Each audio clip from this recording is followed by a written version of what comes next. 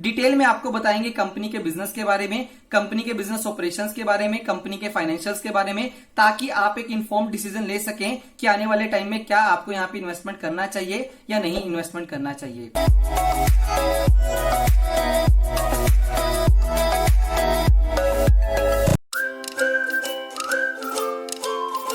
कि company business क्या करती है। तो दोस्तों इस कंपनी को 2011 के अंदर इनकॉर्पोरेट किया गया था और ये कंपनी एपीआईज का मैन्युफैक्चरिंग करती है। एपीआईज यानी कि एक्टिव फार्मास्यूटिकल इंग्रेडिएंट्स, जिनका यूज दवाइयां बनाने के अंदर किया जाता है। अब आप ये जानना चाहते होंगे कि कंपनी कौन से एपीआईज बनाती है और उसका यूज कहां पे किया जाता है। चलिए मैं आपको लेके चलता हूं अपनी स्क्रीन के ऊपर। तो दोस्तों जैसे कि मेरी स्क्रीन में देख, कंपनी एपीआईज का मैन्युफैक्चरिंग करती है जिसका major use cardiovascular disease, central nervous system disease, pain management, इसके अलावा डायबिटीज के लिए भी किया जाता है। दोस्तों कंपनी ऐसे एपीआईज भी बनाती है जिनका यूज गैस्ट्रो, इसके अलावा एंटी इन्फेक्टिव्स के लिए भी किया जाता है। और कुछ एपीआईज कंपनी बनाती है जो कि काफी स्पेशलाइज्ड होती हैं, जहां पे कंपनी का मार्केट शेयर बहुत ज्यादा अच्छा भी है। इसके अलावा दोस्तों ये कंपनी सीडीएमओ भी करती है, यानी कि contract development and manufacturing operations का बिजनेस भी करती आई। दोस्तों इस कंपनी के प्रमोटर्स हैं ग्लेनमार्क फार्मास्यूटिकल, जो कि एक मल्टीनेशनल कंपनी है जो कि बेस्ड आउट है मुंबई। दोस्तों 2019 के अंदर ग्लेनमार्क फार्मास्यूटिकल ने इस कंपनी को बेच दिया था और स्पिन ऑफ करके एक अलग कंपनी बना दी थी जो कि इंडिपेंडेंटली काम करना स्टार्ट कर दी थी। दोस्तों अभी ये कंपनी एक इंडिपेंडेंट और प्रोफेशनली मैनेज्ड कंपनी है जिसकी टोटल सेल में से 65% सेल रेगुलेटेड मार्केट के अंदर होती है, जो कि काफी अच्छा नंबर माना जा सकता है। तो जैसे कि हम स्क्रीन में देख सकते हैं कि कंपनी का 65.64% का रेवेन्यू रेगुलेटेड मार्केट से आता है। इसके अलावा 33.10% का रेवेन्यू इमर्जिंग मार्केट से आता है। और अगर मैं अदर ऑपरेटिंग इनकम की बात करूं तो वहां से 1.26% का कंपनी को रेवेन्यू मिलता है। दोस्तों अगर मैं वर्ल्ड की 20 सबसे बड़ी जेनेरिक कंपनीज की बात करूं तो उसमें से 16 कस्टमर इस कंपनी के हैं, यानी कि ग्लेनमार्क लाइफ साइंसेज के उन 20 लार्जेस्ट कंपनीज में से 16 कस्टमर्स हैं। दोस्तों जैसे मैंने स्टार्टिंग में आपको बताया था कि कंपनी के मेनली दो बिजनेस हैं, सबसे पहला एपीआईज का और दूसरा सीडीएमओ का। चलिए मैं आपको दिखाता हूं कि इनका रेवेन्यू कहां से कितने परसेंट आता है। तो जैसे कि हम स्क्रीन में देख सकते हैं कि कंपनी का 90.63% का रेवेन्यू जेनेरिक एपीआई से आता है। इसके बाद सीडीएमओ से कंपनी का बिजनेस 8.11% का आता है। इसके अलावा कंपनी के कुछ और रेवेन्यू सोर्सेज भी हैं जहां से कंपनी को सिर्फ 1.26% का रेवेन्यू मिलता है। चलिए दोस्तों मैं आपको कुछ ऐसे नंबर्स दिखाने का ट्राई करता हूं जो आपके लिए जानना बहुत जरूरी है। जैसे कि मैंने आपको बताया था कि कंपनी एपीआईज का मैन्युफैक्चरिंग करती है, कुछ का यूज कार्डियोवास्कुलर के लिए भी किया जाता है। तो वो पर्टिकुलर सेगमेंट्स होते हैं जहां पे कंपनी एपीआईज का मैन्युफैक्चरिंग करती है। कार्डियोवास्कुलर की बात करता हूं तो यहाँ पे 21 प्रोडक्ट्स कंपनी मैन्युफैक्चर करती है और ये पूरे सेगमेंट के अंदर कंपनी 45.44% का बिजनेस कंट्रीब्यूशन करती है। अगर हम सीएनएस की बात करें यानी कि सेंट्रल नर्वस सिस्टम की, वहां पे कंपनी 27 प्रोडक्ट्स का मैन्युफैक्चरिंग करती है और कंपनी वहां पे 9.82% का एपीआई बिजनेस करती है। डायबिटीज की अगर हम बात करें तो कंपनी 9 प्रोडक्ट्स मैन्युफैक्चर करती है और वहां पे 3.62% का एपीआई बिजनेस करती है। पेन मैनेजमेंट में 2 प्रोडक्ट्स हैं और वहां पे शेयर 4.13% के आसपास का। अगर हम अदर सेगमेंट्स की बात करें तो वहां पे कंपनी के 40 प्रोडक्ट्स हैं और वहां पे 36.99% का एपीआई बिजनेस करती है ये कंपनी।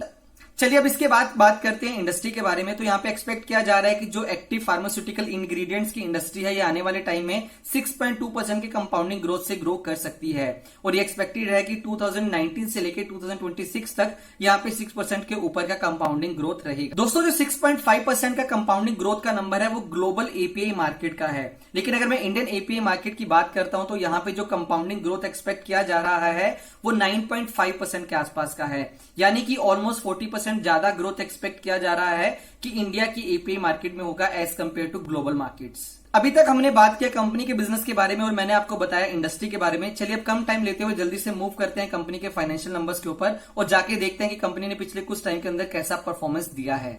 चलिए सबसे पहले मैं बात करता हूं कंपनी के रेवेन्यू और कंपनी के प्रॉफिट के बारे में। तो कंपनी का मार्च 2019 के अंदर जो रेवेन्यू था वो 886 करोड़ का था और कंपनी का प्रॉफिट वहां से 195 करोड़ का था।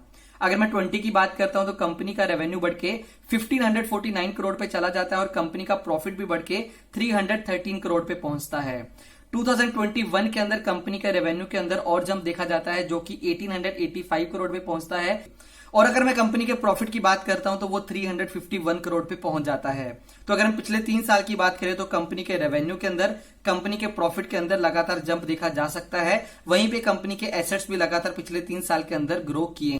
कुछ एक्सेप्शनल नंबर्स की बात भी करता हूं तो कंपनी का रिटर्न ऑन इक्विटी 46% के आसपास का है, जो कि सिग्निफिकेंटली हायर नंबर माना जा सकता है। दोस्तों कंपनी का ऑपरेटिंग प्रॉफिट मार्जिन 29% के आसपास का है और कंपनी का नेट प्रॉफिट मार्जिन 18% के आसपास का है। दोनों ही हेल्दी नंबर माने जा सकते हैं। चलिए अब इसके बाद अब बात करते हैं कंपनी में इन्वेस्टमेंट करने के क्या क्या प्रोज हो सकते हैं और क्या क्या कॉन्स हो सकते हैं। सबसे पहले मैं डिस्कस करता हूं प्रोज के बारे में। तो दोस्तों मेक इन इंडिया का पुश, इसके अलावा चाइना +1 की जो पॉलिसी है, यानी कि काफी कंट्रीज जो चाइना के अलावा अपनी डिपेंडेंसी कम करके बाकी कंट्रीज पे डिपेंड करना चाहती है और वहां पे इंडिया का नाम आता है अगर हम एपीआई मार्केट की बात करते हैं तो यानी कि यहाँ पे आने वाले टाइम में काफी बड़ा ग्रोथ हो सकता है और यहाँ पे इंडिया अपने आप को एक अच्छे तरीके से एक्सपोर्टर बन के निकला है एपीआई सेगमेंट के अंदर। और इसके अलावा इंडिया की एपीआई मार्केट के अंदर कॉस्ट का एडवांटेज भी है, यानी कि यहाँ पे हम कम कॉस्ट के अंदर मैन्युफैक्चर करके सप्लाई कर सकते हैं, जिसकी वजह से यहाँ पे ज्यादा ग्रोथ एक्सपेक्ट किया जा रहा है। सेकेंडली दोस्तों अगर हम बात करें एपीआई मार्केट की तो पूरे तरीके से फ्रेगमेंटेड मार्केट है। अगर मैं टॉप 14 या 16 प्लेयर्स की बात करता हूं तो यहाँ पे उनका मार्केट शेयर सिर्फ 16 से 18% के आसपास का है। तो दोस्तों यहाँ पे ग्लेनमार्क के पास एक अच्छी अपॉर्चुनिटी हो सकती है इस पूरी मार्केट को आने वाले टाइम में कंसोलिडेशन करने के लिए। इसके बाद मैं बात करता हूं कंपनी के कस्टमर्स के बारे में। कंपनी की कस्टमर लिस्ट के अंदर काफी ज्यादा रेप्यूटेड नेम्स है, जहां पे नाम आपको ग्लेनमार्क का दिखता है, ऑरोबिंदो फार्मा का दिखता है, ऐसे और भी काफी सारे नाम हैं जो कंपनी के कस्टमर लिस्ट में आते हैं। सीडीएमओ मार्केट की अगर मैं बात करूं, जहां से कंपनी अभी काफी कम रेवेन्यू डिराइव करती है, ये सेगमेंट आने वाले टाइम में इंडिया में काफी ज्यादा अच्छा ग्रोथ कर सकता है। अभी रिसेंट के टाइम में भी यहाँ पे अच्छी ग्रोथ देखी गई है और यहाँ पे टॉप मार्केट प्लेयर्स के पास अभी करंटली 30% के आसपास का मार्केट शेयर है। तो यहाँ पे भी ग्लेनमार्क के पास एक अच्छी अपॉर्चुनिटी है कि इस सेगमेंट में आके एक अच्छा मार्केट शेयर एक्वायर करने की। नेक्स्ट मैं बात करता हूं प्रोज के अंदर कंपनी के फाइनेंशियल नंबर्स के बारे में। कंपनी के फाइनेंशियल नंबर्स काफी ज्यादा अट्रैक्टिव हैं। जैसे कि अगर हम बात करें रिटर्न ऑन इक्विटी की 46% का नंबर काफी ज्यादा आउटस्टैंडिंग नंबर माना जा सकता है। कंपनी का नेट प्रॉफिट मार्जिन 18% का, वो भी काफी अच्छा नंबर है। इसके अलावा कंपनी का पी रेशियो 22 का, अगर हम उसको इंडस्ट्री के साथ कंपेयर करते हैं तो कंपनी का पी रेशियो भी कम है, जो कि एक पॉजिटिव पॉइंट माना जा सकता है। इसके बाद मैं बात करता हूं कंपनी में इन्वेस्टमेंट करने के कॉन्स के बारे में। दोस्तों कुछ सोर्सेज के अकॉर्डिंग ये माना जाता है कि कंपनी के जो रॉ मटेरियल्स हैं उसमें से 40% का डिपेंडेंसी कंपनी का चाइना के ऊपर है। तो आने वाले टाइम में अगर कोई भी जियोपॉलिटिकल इशू बनता है तो कंपनी के रॉ मटेरियल के ऊपर एक इशू बन सकता है, जिसकी वजह से कंपनी के मार्जिन आने वाले टाइम में इंपैक्ट हो सकते हैं। तो आने वाले टाइम में कंपनी उस डिपेंडेंसी को कैसे कम करती है वो एक देखना काफी ज्यादा इंटरेस्टिंग पॉइंट होगा हम सबके लिए। दोस्तों कंपनी का कंसंट्रेशन रिस्क ज्यादा है, यानी कि कंपनी का अगर मैं टॉप 5 प्लेयर्स की बात करूं तो टोटल कंपनी का 50% सेल्स उन 5 प्लेयर्स को किया जाता है। यानी कि अगर उन 5 प्लेयर्स के अंदर अगर एक भी प्लेयर आने वाले टाइम में यहां से शिफ्ट होके अगर किसी दूसरी कंपनी के ऊपर चला जाता है तो कंपनी के नंबर्स बहुत बुरे तरीके से इंपैक्ट हो सकते हैं। तो आने वाले टाइम में कंपनी अपने नंबर्स को कैसे डाइवर्सिफाई करती है और कंसंट्रेशन रिस्क को कैसे कम करती है, तो वो एज ए इन्वेस्टर आपके लिए जानना बहुत ज्यादा इंपॉर्टेंट हो जाता है। दोस्तों जिस सेक्टर के अंदर कंपनी बिजनेस रन करती है वो काफी ज्यादा रेगुलेटेड सेक्टर है। तो यहाँ पे कोई अगर नई रेगुलेशन आती है जो कंपनी के बिजनेस को इंपैक्ट करती है तो उसको भी काफी केयरफुली एज ए इन्वेस्टर आपको देखना चाहिए। ये थी हमारी आज की वीडियो, जहां पे हमने कवर किया ग्लेनमार्क लाइफ साइंसेज के बारे में और आपको बताया कंपनी के बिजनेस के बारे में, कंपनी के फाइनेंशियल नंबर्स के बारे में। मैं उम्मीद करता हूं कि आपको आज की वीडियो अच्छी लगी होगी। अगर आपको आज की वीडियो अच्छी लगी तो वीडियो को लाइक करें।